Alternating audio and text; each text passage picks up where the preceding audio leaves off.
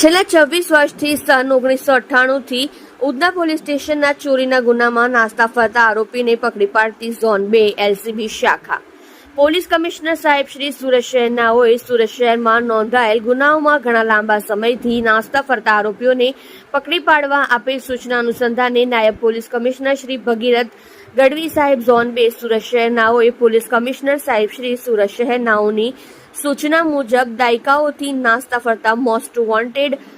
આરોપીઓને પકડવા આપેલ સૂચના અને માર્ગદર્શન અન્વયે ઝોન 2 એલસીબી શાખાના પોલીસ માણસો ઝોન 2 વિસ્તારમાં પેટ્રોલિંગમાં હતા દરમિયાન ઉધના પોલીસ સ્ટેશનમાં સન 1998ની સાલથી નાસ્તો ફરતો આરોપી વિશેની માહિતી મળતા આરોપી વિકાસ મોતીરામ પાટીલ બોરસી ઉંમર વય 58 રહેઠાણ plot number 191 Sun City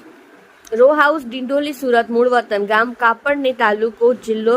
Dhulia Maharashtra તથા ગામ મંગરુલ તાલુકો અમલનેર જિલ્લો જલગાંવ મહારાષ્ટ્રના ને Surat Dindoli sun city row house ઘર નંબર 191 પાસેથી પકડી પાડી આગળની કાર્યવાહી કરવા સારું ઉધના પોલીસ સ્ટેશનને સોંપેલ છે। તમે જોઈ રહ્યા છો કેપી ન્યૂઝ ચેનલ રાહિલ શેખની સાથે।